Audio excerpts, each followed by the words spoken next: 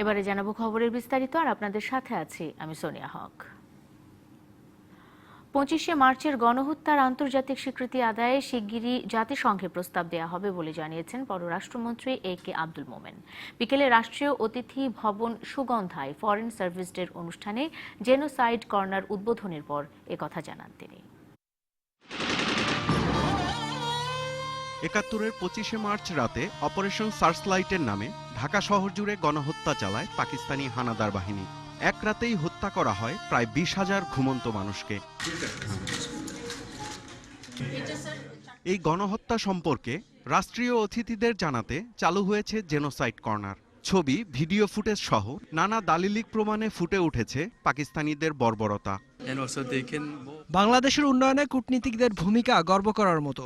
আশা করি আগামীতেও তারা এই ধারা অব্যাহত রাখবে। গণহত্যার আন্তর্জাতিক স্বীকৃতি আদায়ে শিগগিরই জাতিসংঘে যাওয়ার সিদ্ধান্ত নিয়েছে বাংলাদেশ। ৭১ সালে পৃথিবীর মধ্যে দ্বিতীয় বৃহত্তম গণহত্যা হয়েছে। এভাবে আমরা এভিডেন্স সংগ্রহ করব, আর আমরা ইউএনওতে চেষ্টা করব। ইউএনওতে আপনি জানেন যে একটা গণহত্যা দিবস তড়িঘড়ি করে পাশ হয়েছে। এর সাথে আমাদের বাংলাদেশের নামটা কিভাবে ঢুকাতে পারি। মুক্তিযুদ্ধকালে বাংলাদেশ রাষ্ট্রের স্বীকৃতি আদায়ে গুরুত্বপূর্ণ অবদান রাখায় 3 কূটনীতিককে জানানো হয় সম্মাননা। পর্যায়ক্রমে সম্মাননা জানানো হবে অন্যদেরও। দেশপ্রেমিক কূটনীতিকদের ভূমিকার জন্য আমরা গর্বিত। ভবিষ্যতে আরো বড় পরিসরে তাদেরকে সম্মান জানানোর আশা করছি। পরে সাংস্কৃতিক সন্ধ্যা উপভোগ করেন দেশি বিদেশি কূটনীতিকরা।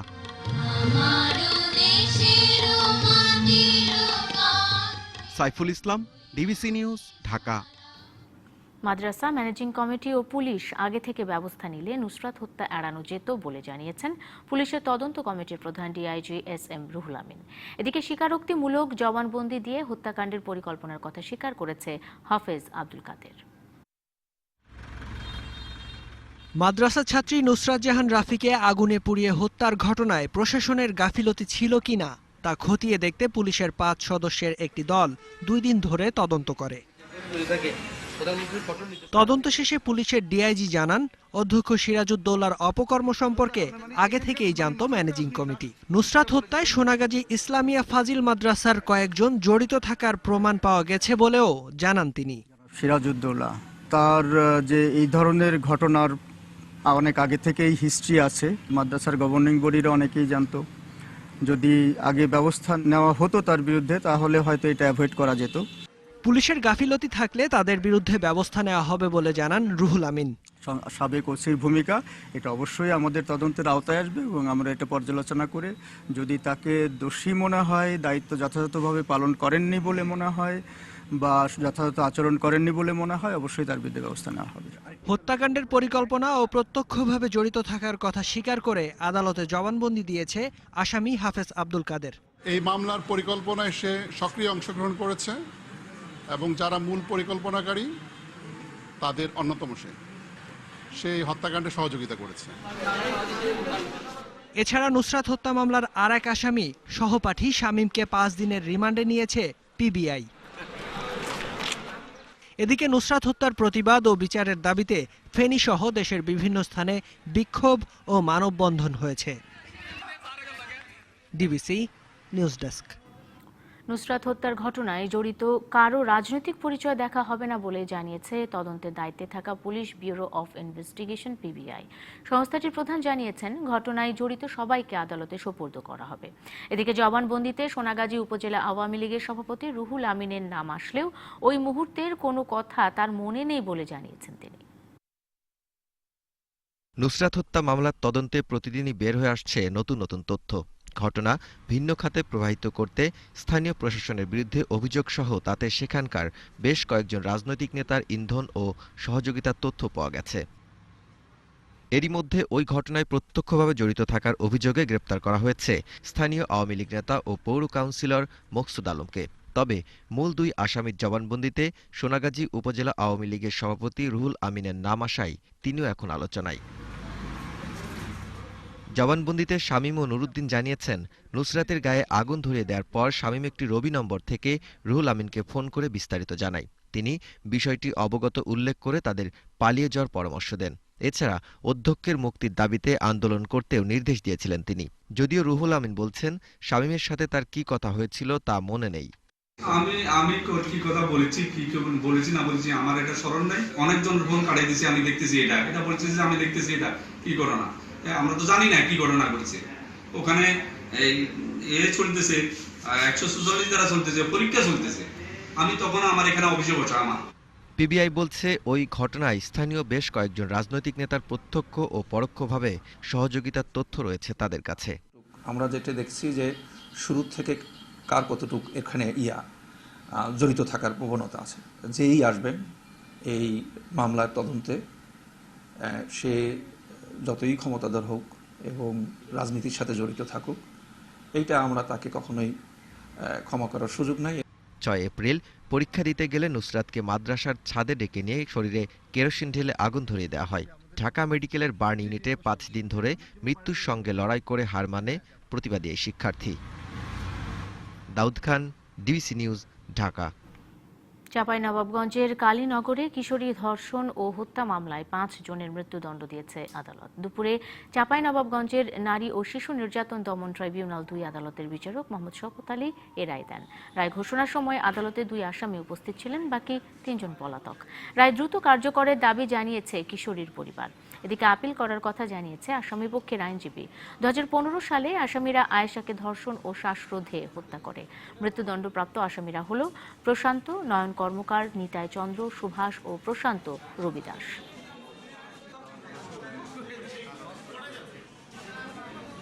এদিকে নরসিংদী ও নোয়াখালীতে 2 শিশুকে ধর্ষণের অভিযোগে মামলা করেছে তাদের পরিবার। নরসিংদীর বেলাবোতে মঙ্গলবার রাতে শশা খাওয়ানোর লোভ দেখিয়ে 10 বছরের শিশুকে ধর্ষণ করে প্রতিবেশী মুজিবুর। এ ঘটনায় শিশুটির পরিবার আজ দুপুরে মামলা করে। ঘটনার পর থেকে পলাতক রয়েছে অভিযুক্ত মুজিবুর। এদিকে নোয়াখালীর সেনবাগে 4র্থ শ্রেণীর ছাত্রীকে ধর্ষণের অভিযোগে এক বৃদ্ধের বিরুদ্ধে মামলা হয়েছে। পুলিশ জানিয়েছে, গত সোমবার বিকেলে প্রতিবেশী বৃদ্ধ আবুল বাসার মেয়েটিকে ধর্ষণ করে। ঘটনার পর পালিয়েছে ওই বৃদ্ধ। অভিযুক্তদের গ্রেপ্তারে অভিযান চলছে বলে জানিয়েছে পুলিশ।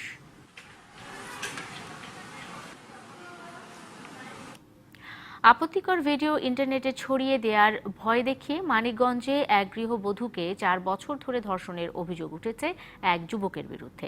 আলী হোসেন নামে ওই যুবক তাকে ধর্ষণ করেই ক্ষান্ত হয়নি, তার কুদৃষ্টি পড়ে গৃহবধূর স্কুল পড়ুয়া মেয়ের ওপরও। ঘিওর উপজেলার নালী ইউনিয়নের ইউপি সদস্য দরবেশ ব্যাপারীর ছেলে আলী হোসেন 4 বছর আগে প্রতিবেশী গৃহবধূর সাথে সম্পর্ক গড়ে তোলে, ধারণ করে আপত্তিকর ভিডিও। পরে তা ইন্টারনেটে ছড়িয়ে দেওয়ার ভয় দেখিয়ে 4 বছর ধরে ধর্ষণ করে আলী হোসেন। শুধু তাই নয়, আলী হোসেন ওই গৃহবধূর নামে বিভিন্ন এনজিও থেকে 8 লাখ টাকা ঋণ তোলে। এক পর্যায়ে গৃহবধূর স্কুল পড়ুয়া মেয়ের সাথে শারীরিক সম্পর্ক স্থাপনের আবদার করে সে, কিন্তু তার এই বিকৃত খায়েশ পূরণ না হওয়ায় কিস্তি দেয়া বন্ধ করে দেয়। আমারে ধর্ষণ করে ভিডিও করে রাইখে আমারে 4 বছর ধরে আমার সাথে জিম্বি করে আমারে ভিডিও নিতে ছাইরা দিব, আমার স্বামীরে দেখাইব, এই ভয় দেখায় আমার দেয়া কিস্তি উঠায় নেয় 8 লাখ টাকা। এখন আমার 3 মাস ধরে ভয় দেখায়, তোর মেয়ে আমারে দিবি।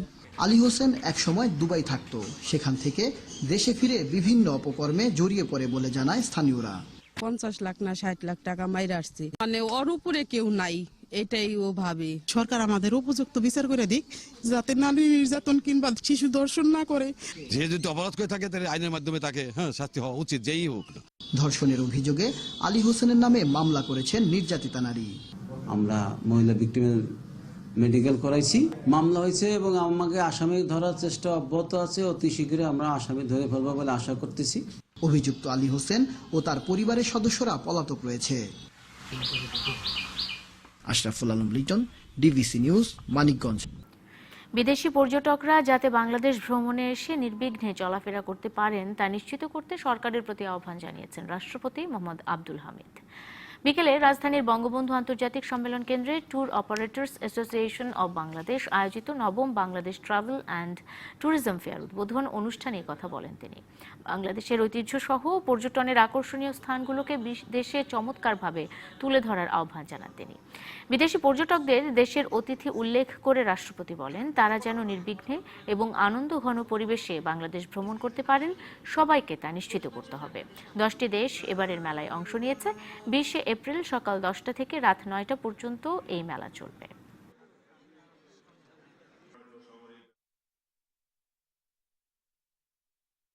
আমাদের ঐতিহ্যসহ পর্যটন আকর্ষণীয় স্থানগুলোকে বিশেষ চমৎকারভাবে তুলে ধরতে হবে।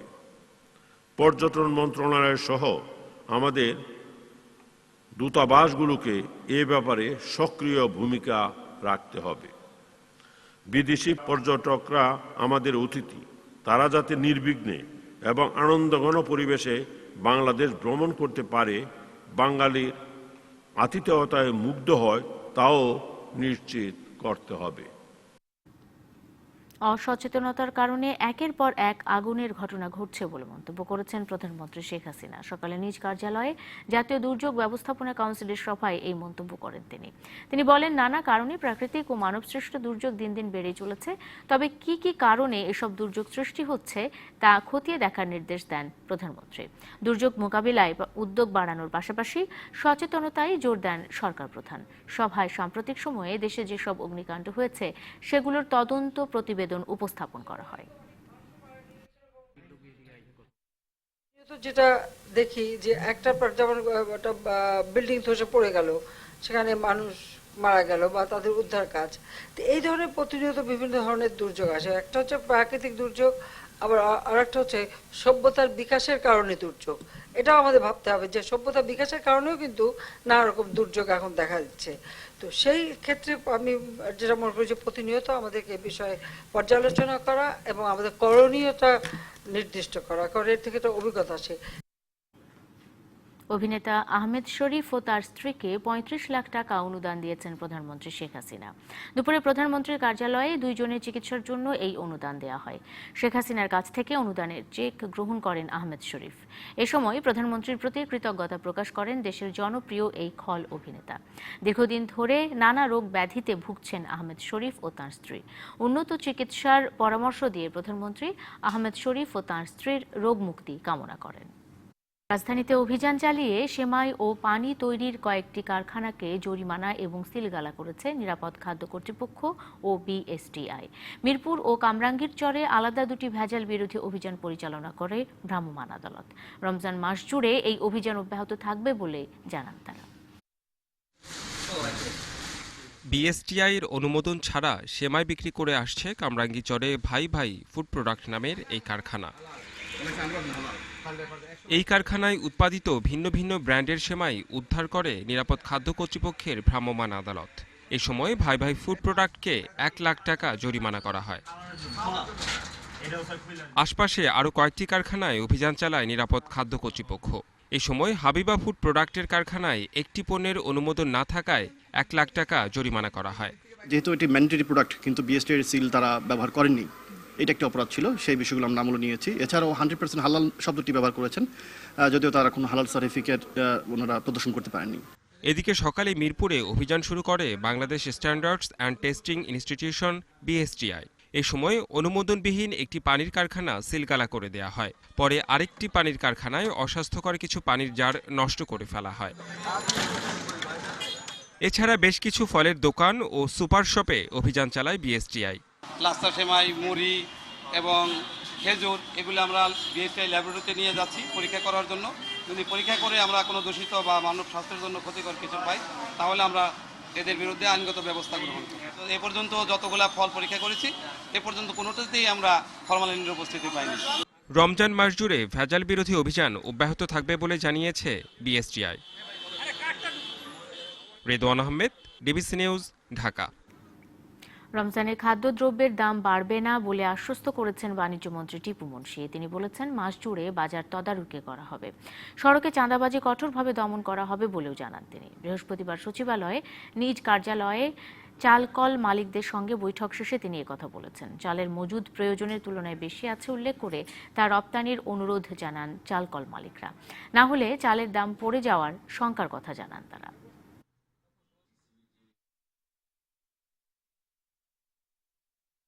রমজান মাসে তেমন বাড়বে না, বাড়ার কোনো সম্ভাবনা, সব রকমভাবে প্রস্তুতি আমাদের আছে। আমরা কয়েকদিনের মধ্যেই আমাদের টিসিবির যে আছে যেগুলো আইটেম সেগুলো আমরা বাজারে ছাড়তে শুরু করব। পথে চাঁদাবাজি কোথাও না হয়, এই বিভিন্নভাবে এই রোজা আসলে পরে এইসব চাঁদাবাজি শুরু হয়, তারপরে কাঁচামাল, বেগুন, পেঁয়াজ এইসব, সেটার বিরুদ্ধে আমরা শক্ত অবস্থান নেব। ঈদে ভোগান্তি কমাতে রেলের টিকিট রাজধানীর কমলাপুর স্টেশন ছাড়াও মিরপুরের police convention centre, Phulbaria, Dhaka বিশ্ববিদ্যালয় টিএসসি, বিমানবন্দর স্টেশন, গাজীপুরের জয়দেবপুর থেকে বিক্রি করা হবে। আর 28শে এপ্রিল থেকে রেলওয়ের অ্যাপসেই মিলবে 50% টিকিট। বৃহস্পতিবার কমলাপুর স্টেশনে এক অনুষ্ঠানে এসব তথ্য জানিয়েছেন রেলমন্ত্রী নুরুল ইসলাম সুজন।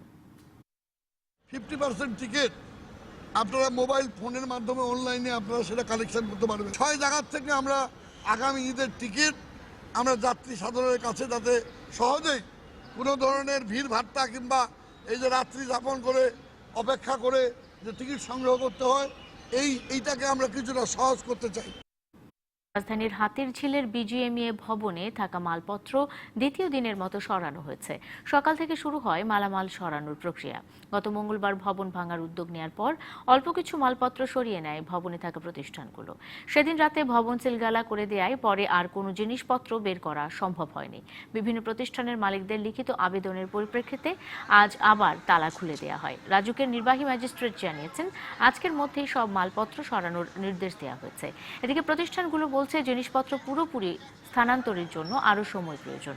নির্বাহী ম্যাজিস্ট্রেট জানান, আজকের মধ্যে সব মাল সরানো সম্ভব না হলে সংশ্লিষ্ট প্রতিষ্ঠান আবারও আবেদন করলে প্রয়োজনে ফের সুযোগ দেবে রাজুক।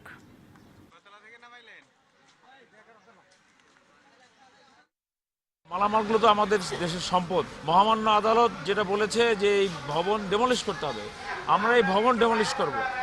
আর যে এই ভবনে যারা আছে, যাদের মালামাল আছে, আমাদের ডেমলিশের আগ পর্যন্ত আমরা, যেহেতু দেশের সম্পদ, কর্তৃপক্ষ অবশ্যই বিবেচনা করতে পারে। তারা আবেদন করলে সে আবেদনের পরিপ্রেক্ষিতে আমাদের কর্তৃপক্ষ যে ডিসিশন দেয় সেরকম যে ব্যবস্থা নেওয়া হবে। ঢাকার চারপাশের নদী দখলমুক্ত করতে 30তম দিনের মতো উচ্ছেদ অভিযান চালিয়েছে বিআইডব্লিউটিএ। সকালে টঙ্গীর কাঁঠালদিয়া থেকে শুরু হয় এই অভিযান। এ সময় তুরাগতীর দখল করে গড়ে তোলা ব্যবসা প্রতিষ্ঠান আনন্দ গ্রুপের একটি বড় গুদাম উচ্ছেদ করে বিআইডব্লিউটিএ। তবে নোটিশ না দিয়েই গুদাম ভেঙে দেওয়া হয়েছে বলে অভিযোগ করেছেন আনন্দ গ্রুপের এক কর্মকর্তা। বস্ত্র ও পাট মন্ত্রণালয়ের অনুমোদন নিয়েই এই গুদাম স্থাপিত হয়েছিল বলেও দাবি করেছেন তিনি। এছাড়া নদের সীমানায় জেরিনা টেক্সটাইলের একটি গুদাম উচ্ছেদ করা হয়। উচ্ছেদ অভিযানে এ পর্যন্ত 3000-এর বেশি অবৈধ স্থাপনা উচ্ছেদ করা হয়েছে।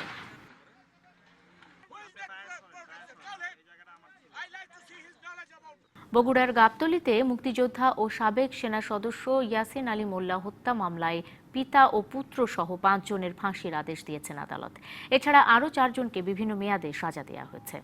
দুপুরে জেলা জজ আদালতের বিচারক নরেশ চন্দ্র সরকার এই আদেশ দেন। মৃত্যুদণ্ডপ্রাপ্ত হলেন ইসমাইল হোসেন, তার 2 ছেলে মামুন ও জুলফিকার আলী টুটুল, আব্দুর রহিম এবং সিরাজুল ইসলাম। একই সঙ্গে তাদের প্রত্যেককে 20,000 টাকা অর্থদণ্ড দিয়েছে আদালত। এছাড়া 2 আসামি শাহজাহান ও শিপনকে 7 বছর, সোহাগের 3 বছরের এবং রওশন আলীকে 1 বছরের কারাদণ্ড দেওয়া হয়েছে। 2006 সালে গাবতলী উপজেলার বাহাদুরপুর গ্রামে নিজ বাড়িতে খুন করা হয় ইয়াসিন আলী মোল্লাকে। ঘটনার পর তার স্ত্রী 19 জনকে আসামি করে মামলা করেন।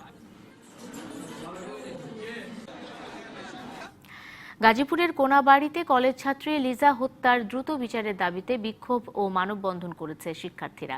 এ ঘটনায় দুপুরে কোনাবাড়ি থানায় হত্যা মামলা করেছেন লিজার ভাই সাদিম আহমেদ সুজন। সকালে কোনাবাড়ি এলাকায় মানববন্ধনে ক্যামব্রিজ কলেজ ও লিংকন মিলেনিয়াম কলেজ সহ বিভিন্ন শিক্ষা প্রতিষ্ঠানের শিক্ষক ও শিক্ষার্থীরা অংশ নেন। এ সময় মোস্তাকিমের ফাঁসির দাবি জানান শিক্ষার্থীরা ঢাকা টাঙ্গাইল মহাসড়ক অবরোধ করলে কিছু সময়ের জন্য যান চলাচল বন্ধ থাকে। এদিকে অভিযুক্ত কলেজ ছাত্রকে আদালতে হাজির করে 10 দিনের রিমান্ডের আবেদন করেছে পুলিশ। প্রেমের প্রস্তাব প্রত্যাখ্যান করায় লিজাকে ছুরিকাঘাত করা হয়। ঢাকা মেডিকেলে নেয়ার পথে তার মৃত্যু হয়।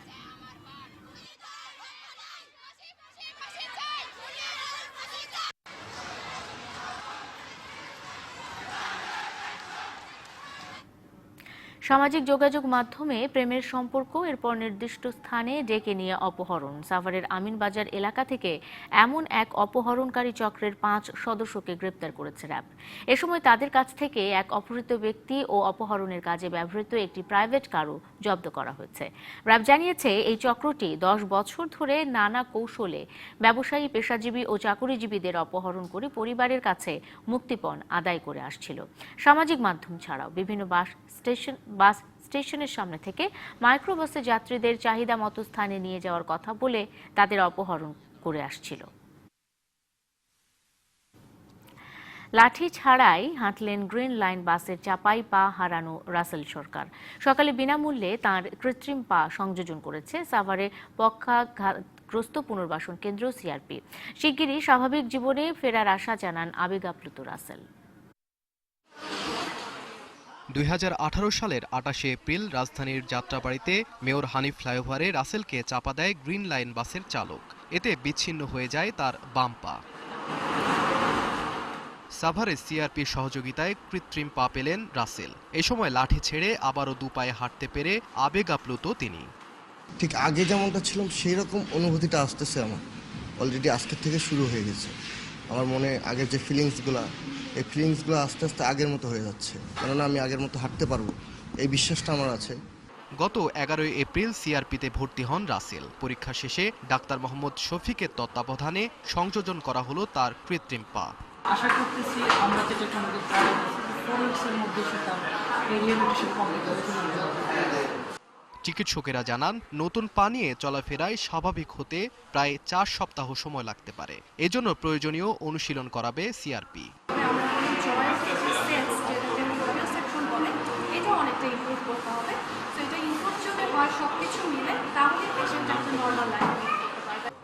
কৃত্রিম পা সংযোজনের ফলে রাসেল তার স্বাভাবিক জীবনে ফিরতে পারবে বলে জানান সিআরপির নির্বাহী পরিচালক।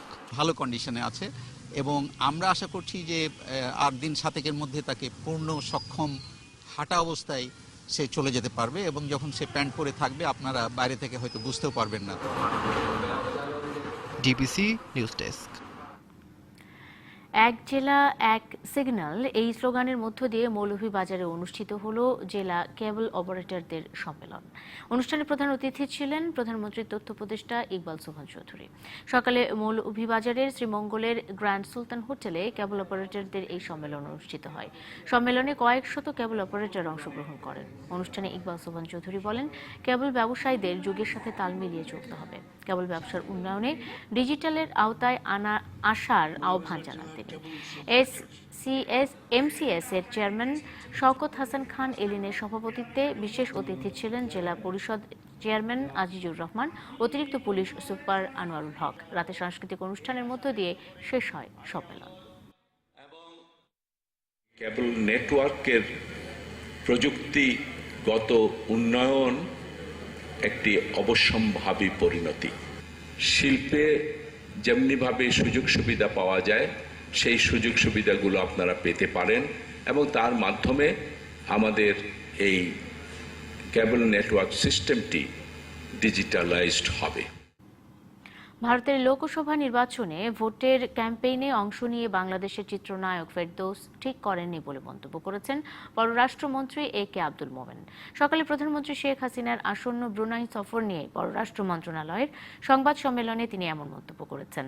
সংবাদ সম্মেলনে পররাষ্ট্রমন্ত্রী এই প্রসঙ্গে আরও বলেন, নায়ক ফেরদৌস একজন নামিদামি লোক। ভারতের নির্বাচন ক্যাম্পেইনে অংশ নিয়ে তিনি ঠিক করেননি। তবে গতকাল এই ঘটনার জন্য দুঃখ প্রকাশ করেছেন নায়ক ফেরদৌস। 14 এপ্রিল ফেরদৌস পশ্চিমবঙ্গের উত্তর দিনাজপুর জেলার রায়গঞ্জ আসনে তৃণমূল প্রার্থী কানহাইয়ালাল আগরওয়ালের নির্বাচনী প্রচারে অংশ নেন। এরপর তার ভিসা বাতিল করে ভারত। এদিকে একই কারণে বাংলাদেশের আরেক অভিনেতা গাজী আব্দুল নূরের ভিসা বাতিল করে ভারত ছাড়ার নির্দেশ দেওয়া হয়েছে। ইলেকশনের সময় যদি কেউ আসে আমাদের কোনো দলের পক্ষে ক্যাম্পেইন করে, আপনারা কি ফিল করবেন? What will you feel? হ্যাঁ, হোয়াট উইল ইউ ফিল? অনেকেই অতটা পছন্দ না করতে পারে। তা আমরা মনে করি যে আমাদের দেশের এইরকম যদি সাধারণ লোক একটি কথা, নামি দামি লোক অন্য দেশে কোনো ক্যান্ডিডেটে গিয়ে এইটা বোধহয় ঠিক করেন নাই। আমেরিকান ইন্টারন্যাশনাল ইউনিভার্সিটি অফ বাংলাদেশের অর্থনীতি বিভাগের উদ্যোগে ইকোফেস্ট 2019 অনুষ্ঠিত হয়েছে। বিকেলে বিশ্ববিদ্যালয়ের স্থায়ী ক্যাম্পাসে এই ফেস্টের সমাপনী অনুষ্ঠানে বিজয়ীদের মধ্যে পুরস্কার বিতরণ করেন পরিকল্পনা মন্ত্রী এম এ মান্নান। অর্থনীতি বিভাগের দিনব্যাপী আয়োজনে বিশ্ববিদ্যালয় ও ঢাকার 24টি স্কুল ও কলেজের প্রায় 100 জন শিক্ষার্থী পোস্টার ইভেন্ট, বিতর্ক প্রতিযোগিতা ও কুইজ প্রতিযোগিতা, পাবলিক স্পিকিং প্রতিযোগিতায় অংশগ্রহণ করে। অনলাইন ভিত্তিক সেবাদাতা প্রতিষ্ঠান দারাজ অনুষ্ঠানটির স্পন্সরশিপ সহযোগী প্রতিষ্ঠান ছিল। অ্যাথলেটিক্সের উন্নয়নে সম্মিলিতভাবে কাজ করার আগ্রহ অ্যাথলেটিক্স সংগঠকদের। দ্রুত নির্বাচনের দাবিও তাদের। এরই মধ্যে কাউন্সিলরদের নামের তালিকা জমা দিয়েছে বর্তমান অ্যাডহক কমিটির সাধারণ সম্পাদক। হকি নির্বাচনের পরপরই অনুষ্ঠিত হবে বাংলাদেশ অ্যাথলেটিক্স ফেডারেশনের নির্বাচন, বলছে জাতীয় ক্রীড়া পরিষদ। বাংলাদেশের ক্রীড়াঙ্গনে বড় ফেডারেশনগুলোর অন্যতম অ্যাথলেটিক্স ফেডারেশন। স্বাধীনতার পর বেশিরভাগ সময় নির্বাচিত কমিটি পরিচালনা করেছে কার্যক্রম, তবে অ্যাডহক কমিটির পরিচালনাও কম ছিল না। সবশেষ 2017 সালে নির্বাচনের ঢাকঢোল পেটালেও তফসিল ঘোষণার মাত্র 2 দিন পরেই স্থগিত করা হয় অ্যাথলেটিক্স ফেডারেশনের নির্বাচন। এরপর কেটে গেছে অনেক সময়, কিন্তু হয়নি নির্বাচন। ফেডারেশন চলছে অ্যাডহক কমিটিতে। এখানে একটা নির্বাচিত কমিটি দরকার, যাতে করে জবাবদিহিতা থাকে, এবং আমি মনে করি এই পূর্ণ জাগরণের মাধ্যমে অ্যাথলেটিক্সকে আন্তর্জাতিক পর্যায়ে পদক প্রাপ্তি হতে পারবে, আমি সেই আশাবাদ ব্যক্ত করছি। অ্যাডহক কমিটির সাধারণ সম্পাদক বলছেন বিকল্প দেখছেন না নির্বাচনের। এই 2 বছরে প্রায় আন্তর্জাতিক অনেকগুলি খেলা চালিয়েছে এবং দেশীয় যে খেলাগুলি আছে আমরা মনে করি আমাদের এই জায়গা থেকে আমরা স্যাটিসফাইড হয়েছি। নির্বাচনের জন্য আমরা যে কমিটি আছি আমরা পুরোপুরি প্রস্তুত আছি এবং আমি মনে করি যে অচিরে নির্বাচন হওয়া উচিত। অ্যাথলেটিক্সকে এগিয়ে নিতে গণতান্ত্রিক প্রক্রিয়ায় দ্রুত নির্বাচনের দাবি গেল দুবারের সাধারণ সম্পাদকের। এখন যেহেতু কাউন্সিলরশিপ এগুলি নিয়েছেন এবং এগুলি জমা দিয়েছেন এনএসসিতে, অবশ্যই আপনার যখন নির্বাচন ডিক্লেয়ার করবে এনএসসি, তখন হয়তো আমরা নড়ে চড়ে একটু বসবো। জাতীয় ক্রীড়া পরিষদ জানিয়েছে হকি ফেডারেশনের নির্বাচনের পরপরই শুরু হবে অ্যাথলেটিক্সের নির্বাচন প্রক্রিয়া। অ্যাথলেটিক ফেডারেশন তাদের কার্যপরিধি বা ক্রীড়া পরিধি যেহেতু ব্যাপক, সুতরাং এটা তো অবশ্যই একটু গুরুত্বপূর্ণ। তো আমরা এটার যে অনুরোধপত্র তাদের পেয়েছি, সে আলোকেই আমরা এটার নির্বাচন অনুষ্ঠানের প্রয়োজনীয় কার্যক্রম সম্পন্ন করব। অ্যাথলেটিক্সের উন্নয়নে সম্মিলিতভাবে কাজ করার আগ্রহ প্রকাশ করেছেন সংগঠকরা। Mushfiqur Rahman, DBC news, Dhaka. সংবাদে এই ছিল এখনকার মতো। এরপর দেখবেন রাজকাহন নবনীতা চৌধুরীর সাথে। সঙ্গে থাকুন 24 ঘন্টা।